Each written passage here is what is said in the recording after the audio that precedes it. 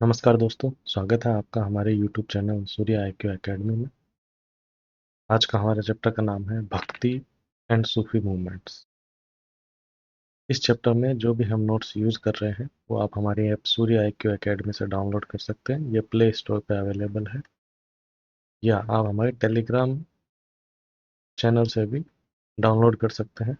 उसकी लिंक मैंने comment section और हमारे बायो में आपको मिल जाएगी, वहाँ से डाउनलोड कर लीजिएगा। उसके बाद में ये चैप्टर स्टार्ट कीजिएगा तो आपको और भी अच्छे से समझ में आएगा। चलिए स्टार्ट करते हैं भक्ति एंड सूफी मूवमेंट। भक्ति मूवमेंट और सूफी मूवमेंट्स थे वो स्टार्ट हुए थे 8th सेंचुरी में साउथ इंडिया से स्टार्ट हुए थे। और इनका जो पीक था वो 15 से 17 सेंचुरी के बीच में हुआ था। 18 सेंचुरी के बाद से इनका डिक्लाइन स्टार्ट हो गया था। इसमें सबसे पहले अपन बात कर लेते हैं कि इनकी भक्ति एंड सूफी मूवमेंट की कैरेक्टरिस्टिक्स क्या थी, उनकी क्या विशेषता थी। तो भक्ति और सूफी दोनों ही मूवमेंट में कुछ शेयर्ड प्रिंसिपल्स थे, कुछ समानताएं थी। उन्होंने स्ट्रेस किया ह्यूमैनिटी पे, मानवता पे, यूनिवर्सल लव, सार्वभौमिक प्रेम और डिवोशन टू सिंगल गॉड से प्रेम का संदेश दिया। और दे बाईपास द डॉगमेटिक एलिमेंट्स, उन्होंने जो कट्टरपंथी तत्व थे उनको बाईपास किया था। जो भी दोनों रिलीजन या रिस्पेक्टिव रिलीजन में जो भी ये ऐसे कट्टरपंथी एलिमेंट थे उसको हटाया था। और इन्होंने रिजेक्ट किया था स्ट्रिक्ट रिचुअलिज्म, कर्मकांड, कड़े अनुष्ठान, इनमें ये विश्वास नहीं रखते थे। एक्सटर्नल करना, बाहरी आचरण आपका कैसा हो उस पे नहीं, बल्कि अपने मन से आचरण अच्छा होना चाहिए। और क्लरिकल प्रीडोमिनेंस, पुरोहित प्रभुत्व को रिजेक्ट किया था। इसके अलावा उन्होंने डायरेक्ट आपका पर्सनल बॉन्डिंग होना चाहिए गॉड से, उस पे इन्होंने स्ट्रेस दिया था। और इन्होंने पॉपुलराइज किया था आइडिया इक्वालिटी का और ब्रदरहुड का, समानता और भाईचारे को बढ़ावा दिया था। इसमें हम सबसे पहले बात कर लेते हैं भक्ति मूवमेंट की। भक्ति मूवमेंट भक्ति मूवमेंट की जो कोर टीचिंग एंड फिलोसॉफी थी उसमें था, इन्होंने एम्फसाइज किया था single minded intense devotion to God. God को इंटेंस डिवोशन करना है। और इन्होंने माना कि जो गॉड और मैन, आदमी के बीच में जो रिलेशनशिप होती है वो लव से होती है, प्रेम से होती है, रादर देन कोई आप रिचुअल्स करते हो या रिलीजियस सेरेमनीज रखते हो उससे नहीं होता है। ठीक है, प्रेम और उसकी वर्शिप, उसकी पूजा उपासना करेंगे उससे होता है। अब बात कर लेते हैं इसका ओरिजिन कैसे हुआ भक्ति मूवमेंट का। इसका ओरिजिन वेद में ट्रेस किया जा सकता है, बट पॉपुलर डेवलपमेंट जो हुआ वो साउथ इंडिया से स्टार्ट हुआ था बिटवीन 7 to 12 सेंचुरी। ठीक है, और ये क्यों हुआ था? क्योंकि जो बुद्धिज्म जैनिज्म की जो कठोरता थी, ऑस्टेरिटीज थी बुद्धिज्म जैनिज्म की, और जो वैदिक रिचुअल्स इतने सारे करने पड़ते थे उसकी वजह से ये भक्ति मूवमेंट स्टार्ट हुई। और ये स्टार्ट किसने किया था? शैव नायनारों ने और वैष्णव अलवारों ने। ठीक है, शैव और वैष्णव इन्होंने स्टार्ट किया था। अब इनकी कोर बिलीफ क्या थी? इनकी थी कंडमनेशन ऑफ पॉलीथियज्म, मल्टीपल गॉड्स को नहीं मानना है, बिलीव करें केवल एक ही गॉड में। ठीक है, अब वो कई नामों से पुकारे जाते हैं एक ही गॉड, जैसे राम हो गए, कृष्ण हो गए, शिव हो गए, अल्लाह हो गए। और इन्होंने प्रमोट किया कि आप सरेंडर कीजिए भगवान को। इन्होंने क्या चीज़ रिजेक्ट की मूर्ति पूजा को, आइडोल्ट्री इन्होंने रिजेक्ट किया। रिचुअल्स है, फास्ट है, पिलग्रिमेज है, अथॉरिटी ऑफ ब्राह्मण्स और कास्ट डिस्टिंक्शन, इसको रिजेक्ट किया था। एम्फोसिस क्या था? इन्होंने एम्फोसिस किया था कि गुरु की गाइडेंस जरूरी है। और इन्होंने क्षेत्रीय भाषा, वर्नाकुलर लैंग्वेजेस का यूज किया था कंपोजिशन के लिए, प्रीचिंग के लिए। सोशल इम्पैक्ट क्या था?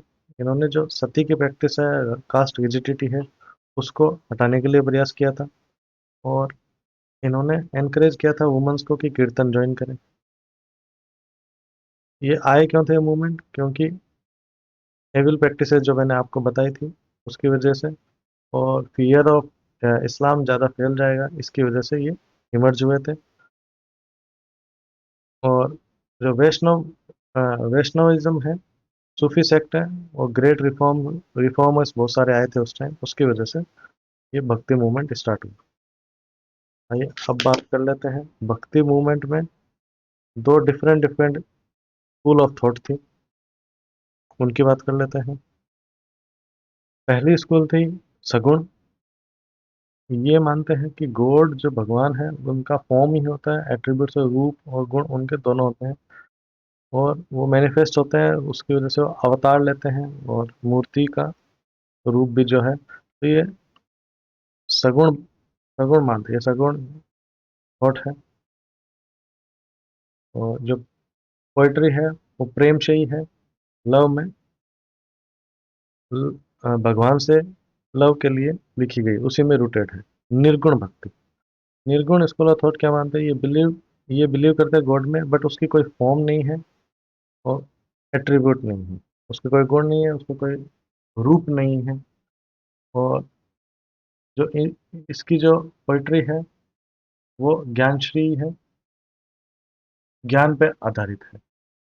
वो भगवान के प्रेम को दर्शाता है, ये ज्ञान को दर्शाता है। तो दो स्कूल ऑफ थॉट हुई, एक सगुण एक निर्गुण।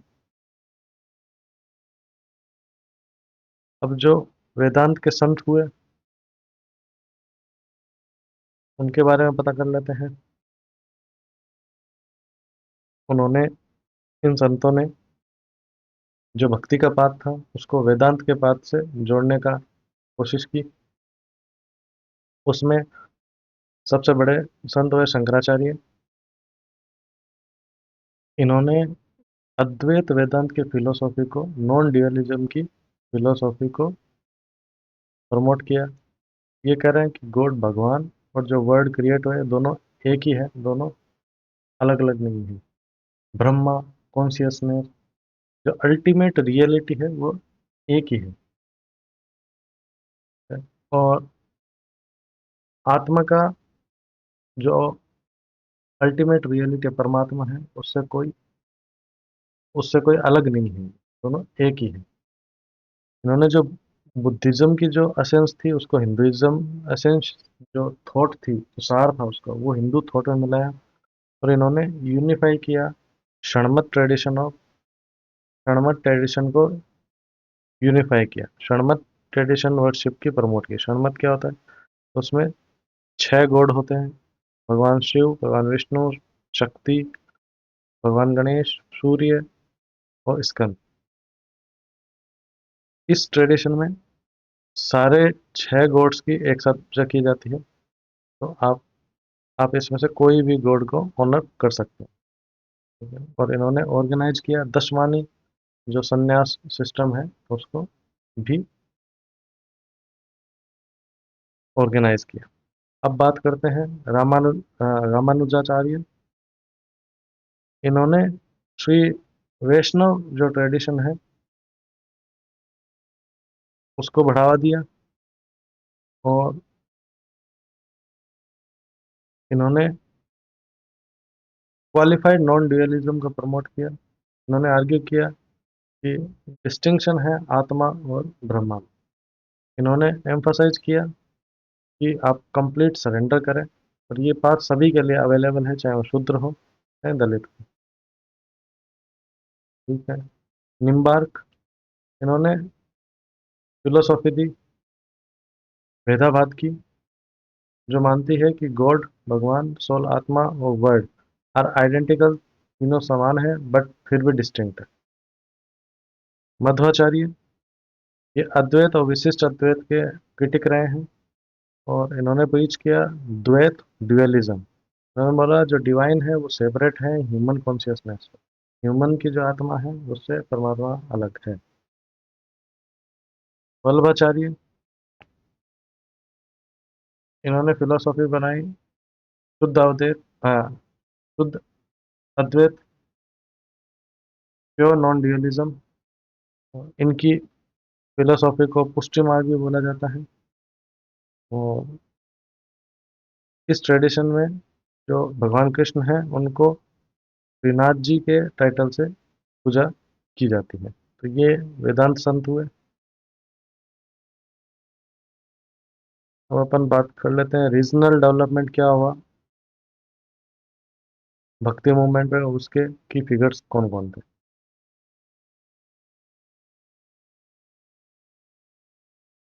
रीजनल डेवलपमेंट में देखें तो साउथ इंडिया में प्रोमिनेंट आलवार एंड नयनार।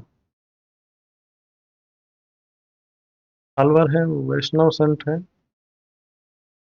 इन्होंने रिप्रेजेंट किया जो इमोशनल साइड है वैष्णविज्म की उसको। और इनके जो सॉन्ग्स है जो भजन्स है उनको प्रबंधम बोला जाता है। और वो कंपाइल किए गए हैं नायाई दिव्य प्रबंधम में। और इसको तमिल वेद भी बोलते हैं। और आंडाल जो है वो ओनली फीमेल आलवर संत थी। और उसको मीरा ऑफ साउथ भी बोला जाता है। दूसरी बात कर लेते हैं नयनार, शिव के संत, ये डिवोटी हैं शिव के। तो इनका जो भजन्स है हिम्स है उनका कंपाइलेशन है, उसको तिरुमुरई कहते हैं। और इसको फिफ्थ वेद भी माना जाता है। और इसको कंपाइल किया था नंबी आंडर नंबी ने, नंबी आंडर नंबी ने। और इनकी लाइव्स जो है उसका डिस्क्रिप्शन है इनकी लाइफ का, वो देवरम में है। देवरम, उसको द्रविड़ वेद भी बोलते हैं।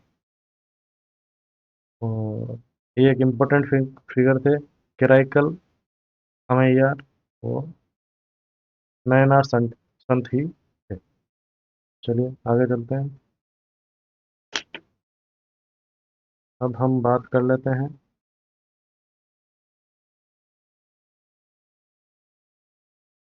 वीर शैव लिंगायत की। लिंगायत वीराशैविज्म, जो वीर शैव या लिंगायत जो मूवमेंट है वो उसकी शुरुआत हुई थी कर्नाटक में 12th सेंचुरी में। उसकी शुरुआत की थी बसवन्ना ने। और इन्होंने एस्टेब्लिश किया था अनुभव मंडप। ये एकेडमी थी जिसमें संत मिस्टिक फिलोसोफ दार्शनिक जो थे इस लिंगायत फेथ के जो थे वो वहाँ जाते थे। और इन्होंने रिजेक्ट किया था कास्ट सिस्टम को और रिचुअल्स को। ठीक है। और इन्होंने पोस्ट प्यूबर्टी मैरिजेज और विडो री मैरिज को प्रमोट किया था। और इनकी जो लिटरेचर है डिवोशनल लिटरेचर उसको वचन बोलते हैं।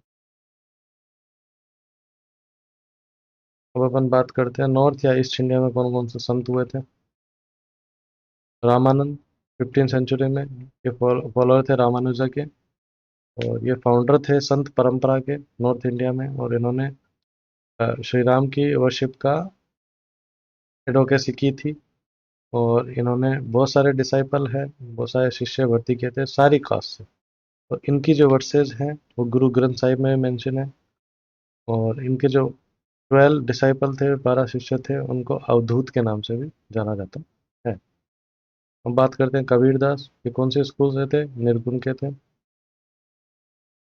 ठीक है। और ये डिसाइपल थे, ये शिष्य थे किसके, रामानंदा के, रामानंद के। और ये फर्स्ट थे जिन्होंने रिकनसाइल किया था हिंदुइज्म और इस्लाम को। इन्होंने मूर्ति पूजा का विरोध किया था, फास्टिंग का, और सुपरस्टिशंस अंधविश्वास जो भी है उनको रिजेक्ट किया था। इनकी पोइम्स को बाणी या दोहे बोलते हैं। और इनकी जो वर्सेस हैं उसको कलेक्ट किया गया बीजक में। और ये आदि ग्रंथ साहिब में इनकी जो दोहे हैं बाणी है वो उसमें है, इंक्लूडेड है। गुरु नानक देव निर्गुण भक्ति में ये फाउंडर थे सिखिज्म के। इन्होंने प्रीच किया है कि डिवोशन होना चाहिए एक निराकार फॉर्मलेस और जेंडरलेस, जो एब्सोल्यूट है निराकार लिंग रहित परमात्मा जो है उसकी उसकी उसके प्रति आपको डिवोशन होना चाहिए। उसको इन्होंने प्रमोट किया था। और गॉड को इन्होंने वाहे गुरु के नाम से बुलाया था। और इन्होंने प्रमोट किया था तौहीद वजीदी। इसका मतलब होता है सिंगल फॉर्मलेस क्रिएटर, जो एक ही होता है, वन होता है। ठीक है। और इन्होंने जो भजन गाए थे वो रबाब से गाए थे। ठीक है। अब बात कर लेते हैं चैतन्य महाप्रभु की। सगुण स्कूल ऑफ थॉट से थे ये। और इन्होंने जो मॉडर्न वेस्टर्निज्म है उसको प्रमोट किया था बंगाल में। और इन्होंने श्री कृष्ण के जो कल्ट है उसको प्रमोट किया, पॉपुलराइज किया था थ्रू चैंटिंग। बहुत सारे लोग इकट्ठा होकर चैंटिंग करते हैं, तो उससे संकीर्तन उसे बोलते हैं, और डांस से प्रमोट किया था। और इन्होंने अचित्य भेद अभेद फिलोसॉफी को प्रमोट किया था। ये फिलोसॉफी है वो मानती है कि सब लोग गॉड से ही आए हैं, और बट फिर और उसी से कंट्रोल होते हैं, बट फिर भी जो गॉड है वो अपनी एक डिफरेंट पर्सनल आइडेंटिटी मेंटेन करते हैं। ठीक है। दोनों थोड़े भिन्न हैं। और इन्होंने संस्कृत में एक टेक्स्ट लिखा था, शिक्षा पुस्तक। इसमें जो मेनली है वो श्री कृष्ण के लिए बहुत सारे नाम है, उसकी चैंटिंग है, वही इसमें संस्कृत में लिखी गई है। और यही चैतन्य महाप्रभु ही इंस्पिरेशन है। जो इस्कॉन टेम्पल आप देखते हैं उसके पीछे जो इंस्पिरेशन है वो यही है।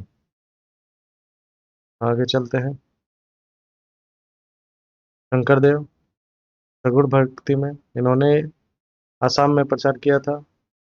और इन्होंने रामायण और महाभारत को एसमीज में कन्वर्ट किया था। और ये ब्रजवाली में लिखते थे, जो कि मैथिली और असमीज का मिक्स था। और इनकी जो फेमस वर्क था वो था कीर्तन घोषा। तुलसीदास तुलसीदास जी सगुण भक्ति के हैं, और इन्होंने रामचरितमानस मानस को लिखा था अवधि में। और ये एक वर्करी थे। वर्करी होना मतलब भगवान कृष्ण की, लॉर्ड कृष्ण की पूजा करना। तो वर्करी ट्रेडिशन क्या होती है, ये महाराष्ट्र में पॉपुलर है काफ़ी। और ये पंढरपुर एक जगह है महाराष्ट्र में, वहाँ पे जो वो ये वर्करी लोग हैं, ये पिलग्रिमेज करते हैं, यहाँ तक जाते हैं भगवान कृष्ण की पूजा करने।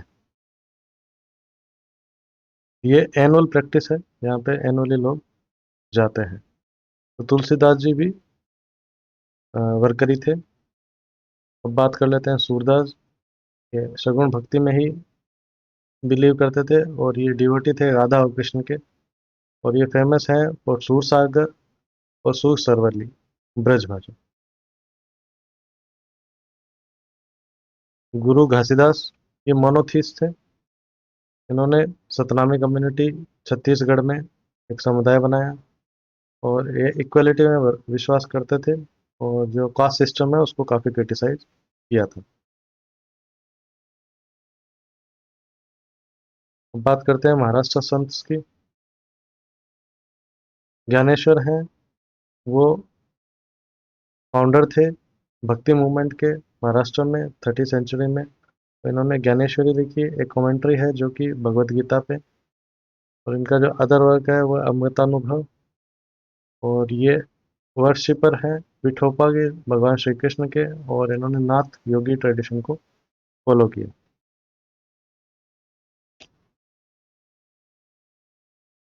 अब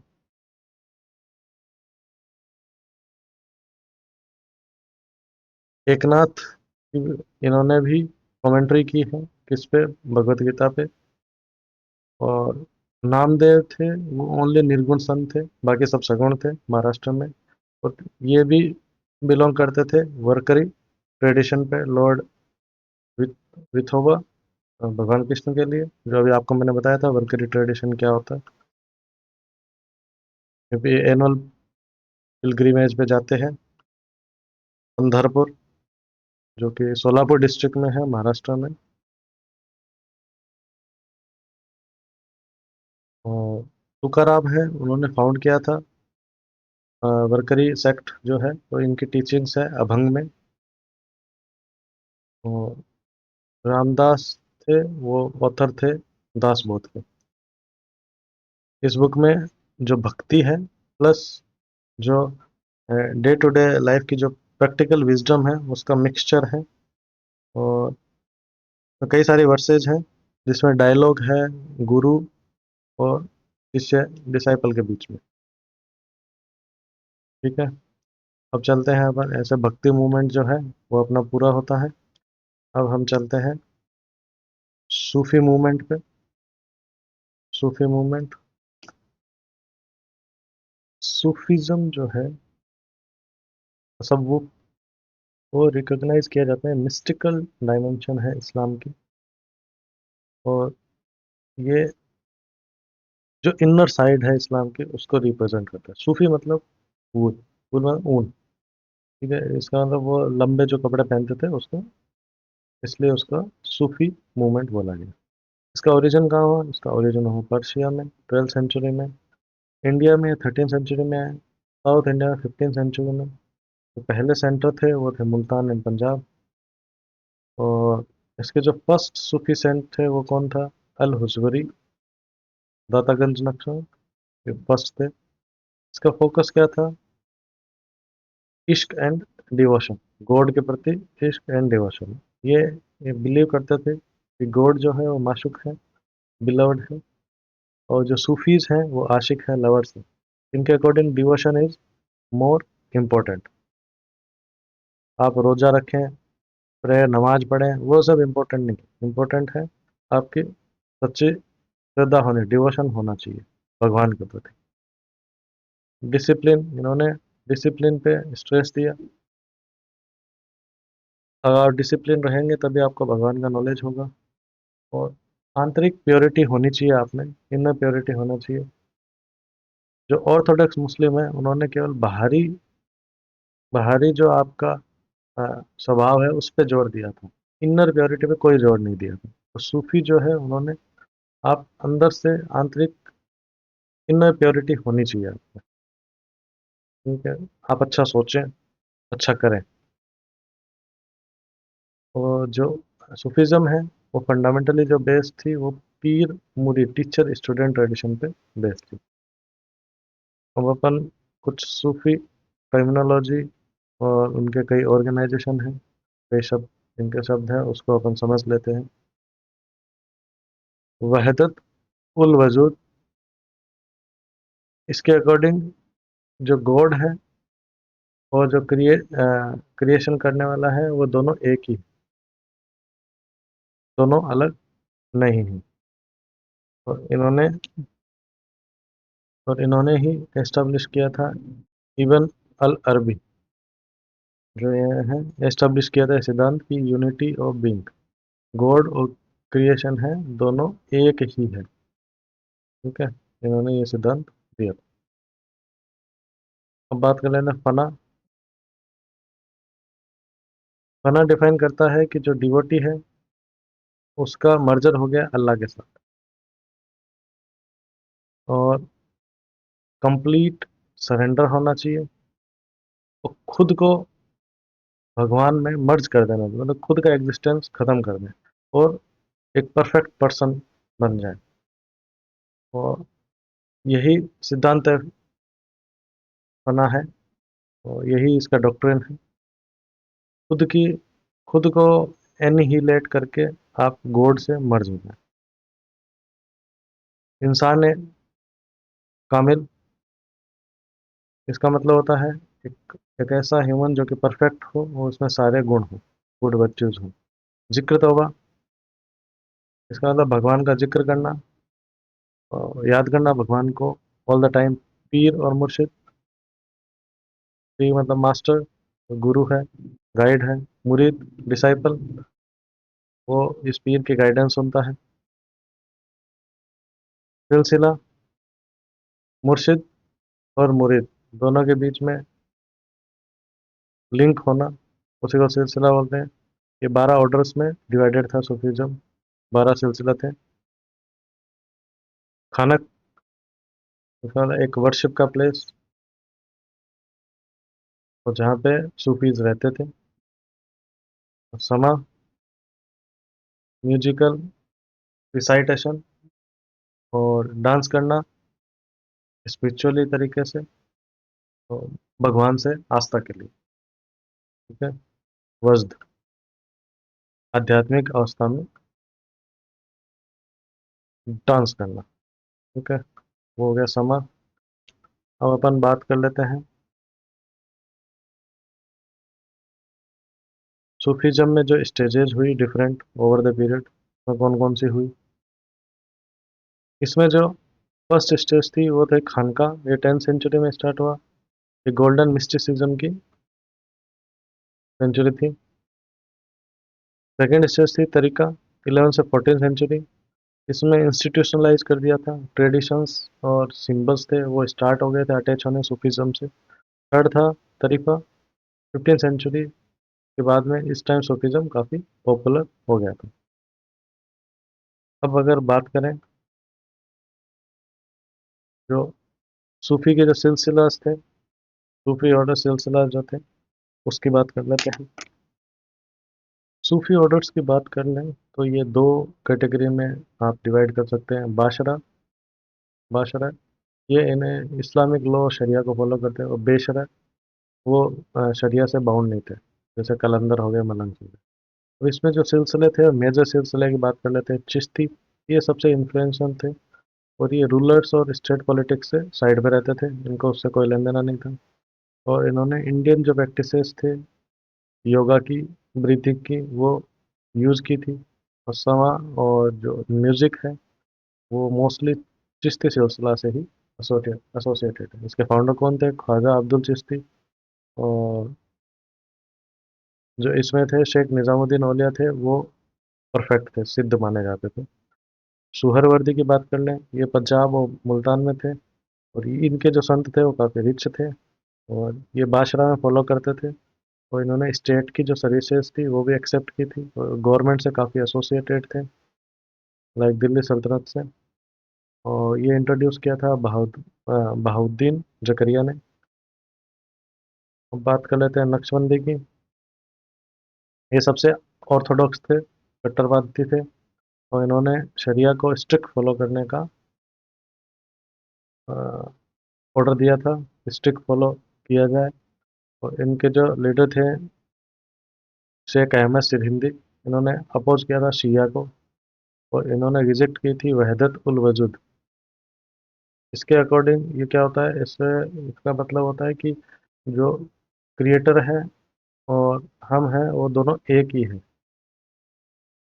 जो ये वर्ड है और जितने भी बीइंग है वो गॉड से, गॉड का ही मैनिफेस्टेशन है, वो उससे अलग नहीं है।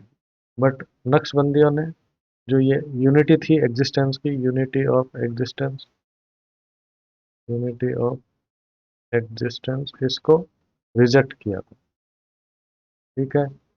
इसको इंट्रोड्यूस किया था इंडिया में ख्वाजा पीर मोहम्मद ने, अकबर के रेन में। कादरी, इन्होंने सपोर्ट किया था वहादत अल वजूद, ये जो यूनिटी एग्जिस्टेंस है इस कंसेप्ट को इन्होंने सपोर्ट किया था, नक्शबंदी ने रिजेक्ट किया था। और दारा शिको है वो इसके डिसाइपल थे, शिष्य थे। ऋषि ऑर्डर, इन्होंने इंटीग्रेट किया था सूफी प्रिंसिपल को लोकल रिलीजियस ट्रेडिशन जो थी उससे। और ये जो फाउंड हुआ था नूरुद्दीन नूरानी ने कश्मीर में फाउंड किया। अब ये जो भक्ति और सूफी ट्रेडिशंस थी, इसका क्या कल्चरल कंट्रीब्यूशन हुआ था। अब अगर आर्टिस्टिक और लिटरेरी कंट्रीब्यूशन की बात करें तो म्यूजिक, सूफी सेन जो थे उन्होंने इन्वेंट किया था सितार और तबला को। और जो ख्याल शैली है, ख्याल स्टाइल और क्लासिकल म्यूजिक है, वो सूफीज़्म के बदौलत ही है। और जो म्यूजिक, स्पिरिचुअल म्यूजिक और डांस है, वो लगभग चिश्ती ऑर्डर से एसोसिएटेड है। बात कर लेते हैं अमीर खुसरो की। उनको कव्वाली का फादर माना जाता है और पैरेट ऑफ इंडिया भी बोला जाता है। ये निज़ामुद्दीन औलिया के शिष्य थे और ये इन्होंने यूनिक फॉर्म का समा दिया था। और इनके जो सॉन्ग्स हैं वो कई सारी दरगाहों में आज भी गाए जाते हैं। लिटरेचर लिटरेचर में इन्होंने लोकल लैंग्वेज पे काफ़ी जोर दिया था भक्ति और सूफी में, क्योंकि वो जनरल पॉपुलेशन को समझने में उसमें आसानी होती है। और सूफी जो कन्वर्सेशन थी वो उनके जो शिष्य थे उन्होंने मूल फिजात लिटरेचर में रिकॉर्ड की है। अब इसका इम्पैक्ट क्या हुआ, दोनों मूवमेंट एक साथ चले तो इससे क्या हुआ, रिलीजियस हार्मनी हुई। इसकी वजह से कुछ लिबरल पॉलिसीज भी आई और जो भक्ति मूवमेंट था उसका जो प्रभाव था वो कव्वाली और उस पे पड़ा। और गुरबानी गुरुद्वारा में जो सिंगिंग होती है वो उस पे भी पड़ा। और बहुत सारे जो खानक हैं और हिंदू के जो मठ हैं वो सेंटर बन गए थे लर्निंग के लिए, सोशल इंटरेक्शन के लिए भी। तो ये इन ट्रेडिशंस का फ़ायदा हुआ था। तो इस तरह आपका जो ये भक्ति और सूफी मूवमेंट है ये चैप्टर कंप्लीट होता है। इसके रिलेटेड जो भी एमसीक्यू है वो आप हमारी ऐप सूर्य आईक्यू एकेडमी से अटेम्प्ट कर सकते हैं। और आपको इस चैप्टर के रिगार्डिंग कोई भी सजेशन या कुछ क्वेरी हो तो आप कमेंट सेक्शन में मेंशन कर सकते हैं, हम उसका रिप्लाई करने का कोशिश करेंगे जल्द से जल्द। ऐसे ही हमारे चैनल को लाइक सब्सक्राइब और शेयर कीजिए। मिलते हैं अगले वीडियो में। धन्यवाद।